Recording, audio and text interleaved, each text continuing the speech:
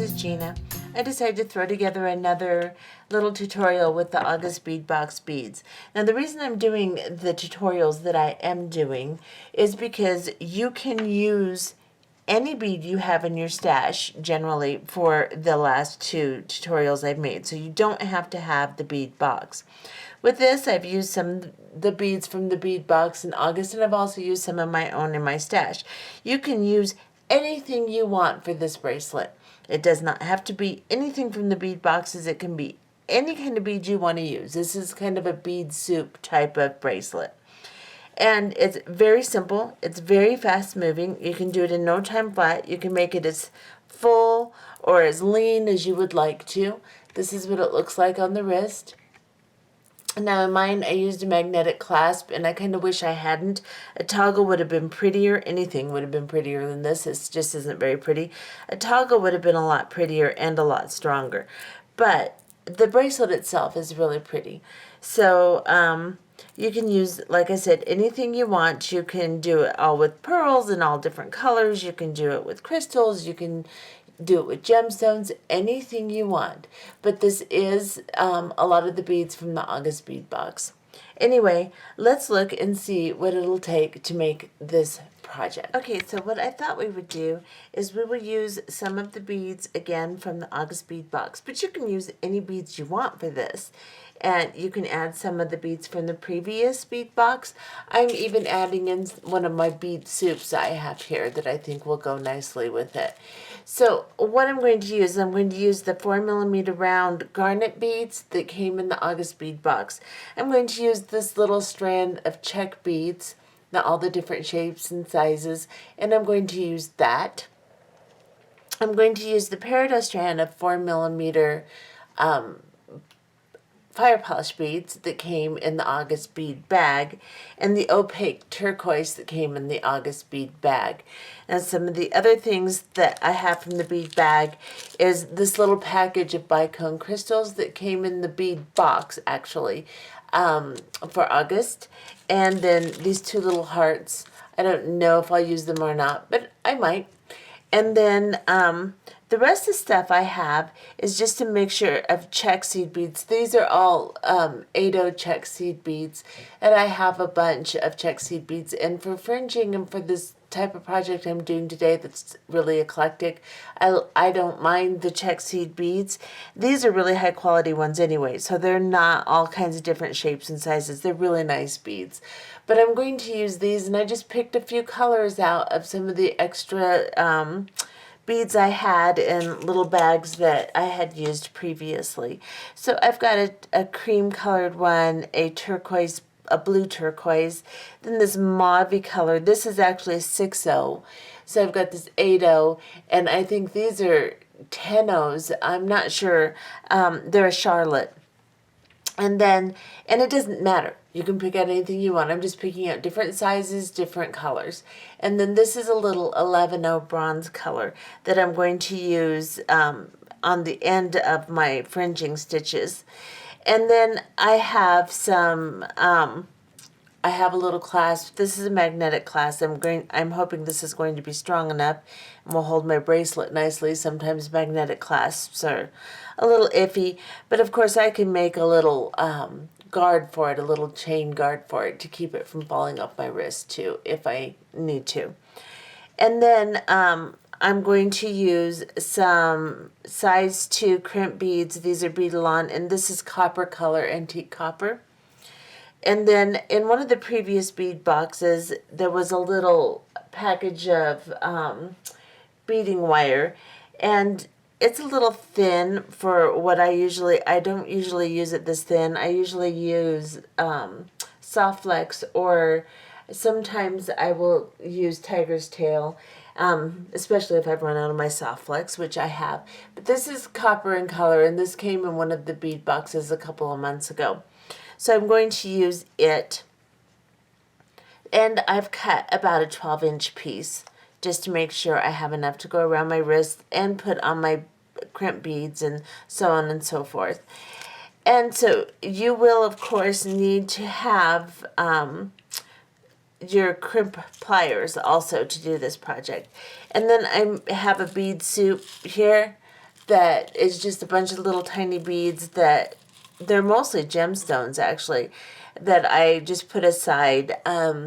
It's just a nice little mix that I've had for quite a while, and I'm going to incorporate that in with my fringing too, more than likely.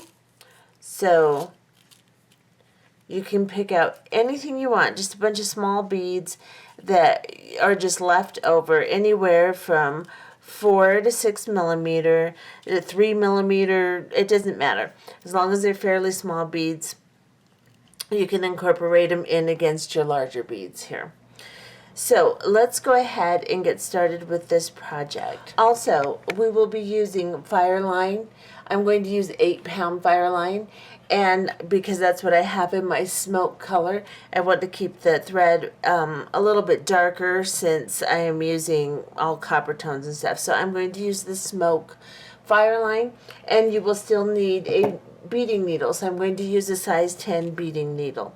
We're going to do some stringing and some fringing with thread combined together in this project. Okay, to start this project, go ahead and put a very long length of 8-pound Fireline or whatever you're using for your thread. I would say 6 or 8-pound Fireline. You can use nanofill too, of course. I would use 8 or 10 pound, maybe even 6-pound nanofill. It doesn't matter. Put about an arm's length and a half, or not an arm's length and a half, a wingspan and a half onto your needle. You need a very long piece of thread. And then set it aside. And then pick up your 12 inches of beading wire and slide onto it one of your crimp beads.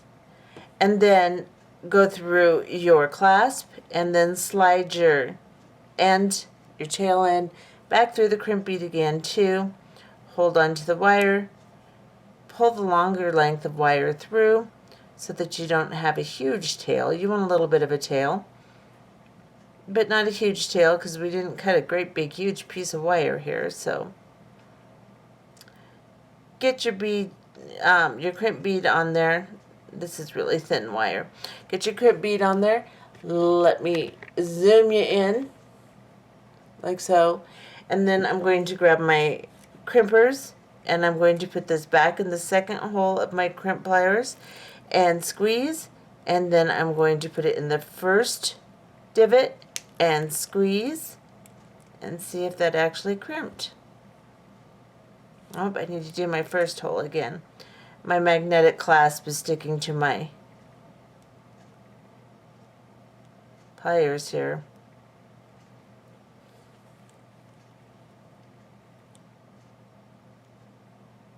Okay, so now I've crimped my bead. That took a little bit more effort than I thought it should.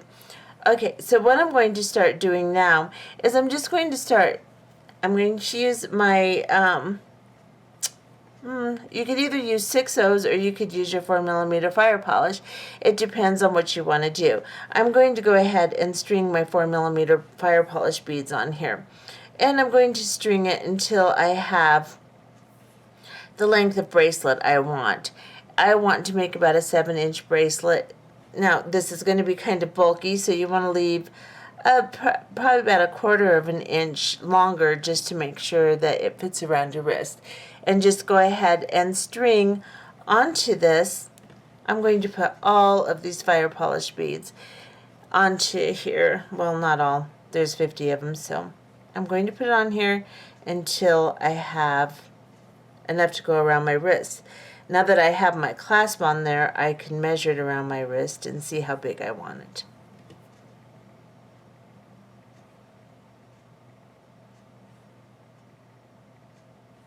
So I'm going to go ahead and do this until I have 44mm fire polish beads on here, which will make this right at a 7-inch bracelet, a little bit over actually a 7-inch bracelet, and giving myself a little bit of slack, and that's including my clasping.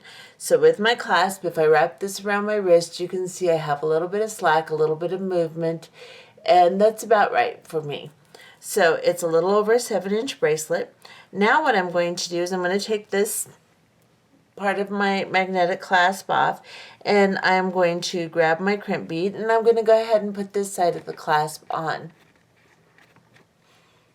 So these are going to serve as my stoppers as well as my clasps, so it kind of helps. Now I've got my crimp bead on, I've got my clasp on. I'm going to go back through the crimp bead here and through one of the first beads on here. Do that again. I want to slide through one of my first fire polish beads too. Now, when I pull this down, I don't want my beads to be really close and tight together, because if they are, I can't sew in between them. So I'm going to leave just a millimeter or two of space there so that I can sew in between them. I want them to move just a little bit. So you can see right here I have a little bit of space. Now I am going to crimp this bead, so I'm going to go try to do this again a little bit more graceful. Go into the second hole here, or divot, and then into the first divot. Magnetic clasps are such a pain because they just stick to everything.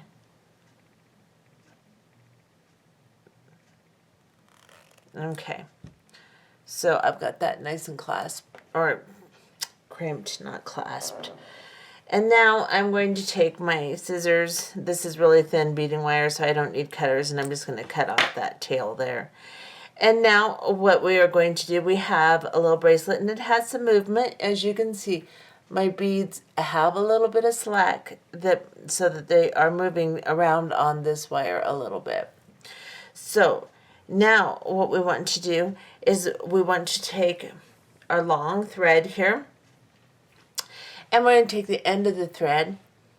Now this is really kind of difficult to work with this long of a thread, but you don't really want to have to tie on 500 times, so work with the length that is comfortable to you, but I've got a pretty long thread here.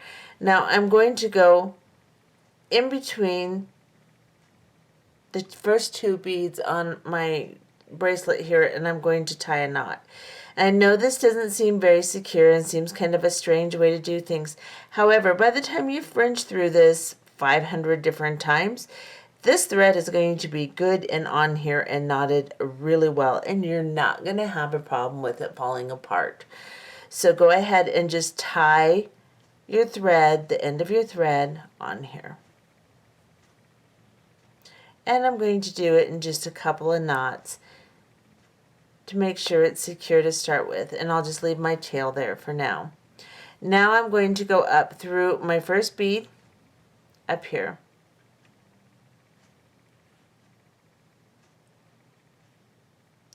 Now the first couple are going to be a little bit more difficult on either end because we have the doubled stringing wire in there also. Now, from this point on, it is just basically do what you want to do thing. We're going to fringe through. So I'm going to start right here. I'm going to pick up one of these cream colored beads, or a couple of them, cream and the turquoise, and then I'm going to pick up an 11-0 like this. I'm going to bring these down. I'm going to go around the 11-0 and go back into my two 8-0 seed beads, and then I'm going to go back through this bead right here on my bracelet right here. Bring this, and I'm going to pull all this massive amount of thread through here and pull this down into a fringe stitch. So it's just a little fringy right there. Now I'm in past the next, on the other side of the first bead. So I think I'm going to do, I'm going to do a cream bead, a 6-0 of this color, and then I'm going to pick up an 11-0. Now we're going to make a couple passes through this. On this first one, I'm just going to do seed beads, and then on my next one, I will do some of my bigger beads. So we're going to pass through these beads several times, making fringe. So now I'm going to come back through, I'm going to go around the 11-0, I'm going to come back through my two seed beads underneath it, then I'm going to go into the next bead on my bracelet right here, and then I'm going to pull my thread through. And then I'm coming out my next one. So I will just pick up whatever combination I want. I'm going to get out my little bead soup too. because there's little tiny beads in here that I might want to use. Maybe I'll go with this little, oh, that one's not very good bead. We'll go with this little guy here, and then an 11-0, and then, I don't like that bead. That's not a very good bead. That must have been something strange I had. I'm going to take that off because that looks like it's painted and the paint's coming off. I don't like that. So I'm just going to pick up, oh, maybe this little clear bead like this. And then I'm going to pick up my 11-0. So on this first pass, you can use all seed beads. You can use all small beads. You can use whatever you want. I like to do a first pass with just the smaller beads, and then my second pass I'll do the bigger beads, and then the third pass I'll do another small bead. So now I'm going to go into my next bead. I'm going to just pick up whatever the heck I want.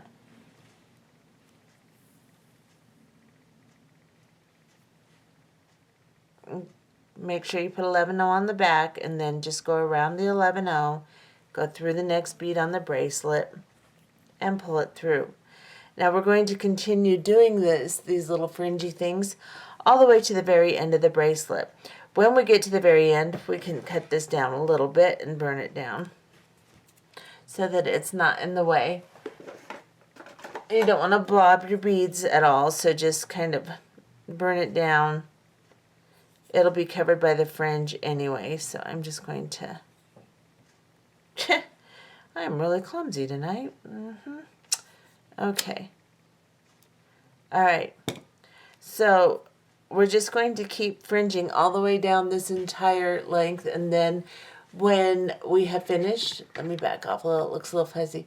When we have finished, we will be back. So just keep fringing using seed beads and small beads all the way down. Okay, so I wanted to mention too, just go ahead and use your smaller fire polish beads from your bead box too, and the 4mm peridot ones, because I included those from the box. Use all of these smaller beads, and then when we come back through, we'll use these big ones.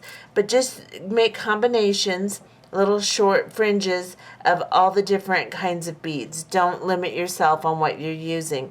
Go ahead and use whatever you want for this first one. Just because we're making smaller ones doesn't mean you can't use these other beads. Doesn't mean, in other words, that all you have to use are your seed beads. So just continue, use all the stuff in front of you of the smaller beads. Also, don't forget to open up the package of crystal and use it too. Use your fire polish beads, use whatever you want, and fringe down through. Okay, so as you can see, I have finished my first round of stitching from one end to the other. And when I came out of this side, here, when I did my very last, when I did this fringe, I came out the top of this bead, and then I made another fringe, and I came down through this bead, and I'm now exiting right in between the first two beads on my bracelet here, on my original strung part. So what I did with most of this one was I used my cream colored, and then I used another bead that was a little bit bigger on top of it, and then my 11-0s. On my next one, I'm just going to, I think I'm going to use an 11-0 and then a cream color or whatever color I want. And then I'm going to pick up one of my bigger beads, like this. I'm going to do it this way. And I'm going to bring it down. And then put an 11-0 on top of it, of course. So you have to have, it has to be able to fringe through it. So go around the 11-0, go back through all the beads that you put on, and then go through the bead on the bracelet itself right here, and come out between the next two. Like I said, on these ends we have extra wire in there, so it gets a little bit tougher right through here. And you don't have to go all the way to the end as you're getting more and more layers either. You can you can go just as far as it goes through easily for you. And you'll see as you do it, as long as it's filled up to a point, it doesn't have to be completely full right on the very ends. And then now I'm going to, because I want this to be a little higher, see, instead of just putting one of my seed beads and then bead on top of it and then my 11-0 and going through my fringe. Now I'm doing an 11-0 and then one of my seed beads. And it doesn't have to be all one color like I'm doing. I'm doing the cream on the bottom just because I kind of like that against the garnet. You don't have to do that. And then I'm going to pick up another one of my bigger beads here. One of these little flower looking things. I'm going to drop it down. And I'm going to pick up an 11-0. And drop it down. Sorry about that. Go around the 11-0. Go into the 2 beads on your bracelet. And now as it gets fuller and fuller with your fringing, it's going to be easier and easier to catch your thread. So you're just going to have to do it slowly. Go into the next bead on the bracelet and exit. And pull your thread through. And then continue doing that all the way down. Now, you can use whatever you want. I'm going to mix in some little pearls and some of these beads that I had in my bead soup. I'm going to mix that in with these bigger beads too and go all the way down. And then my next fringing stitch, I'll probably make it, I can either make it several seed beads in length, you can make it longer, you can make it shorter, you can make these all different lengths. You do not have to make them all the same. You can do anything you want on this. Just go to town, go crazy with it. Just depends on how long you want your fringes to be, if you want your bigger beads to stick out bigger than your little ones, however you want to do it. Just go ahead and fringe down to the end, and when we get to the end, I'll be back. So I have gone all the way through my second time putting on my bigger beads. I thought I would want to pass through one more time putting on shorter beads, but I think I'm pretty happy with this. And I'm probably just going to tie it off at this point, and I'll show you how to do that. Now, you can go through this as many times as you want. It's all going to depend on how much space you leave between your beads when you very first string them. And it's also going to depend upon how full you want it, how big your beads are, so on and so forth. So you can go through this 5, 6 times if you want. Now I'm coming out of the very last bead here. Right here. So I put this last fringe on, this one here, and I came through this very last bead on my original strung portion, the part that I strung with my fire polish beads. Now I'm just going to go up through this little fringy guy here. I'm going to go up through the beads. Then I'm going to go through the 11-0. Then I'm going to go back down through the beads here. And then I am going to go through the fire polish bead on my strung portion. Now right here I have, you can see the little piece of beading wire coming out there even. I have a real thick amount of beading wire through here. So I am going to pull this through. I'm going to go through the next bead on the strung portion.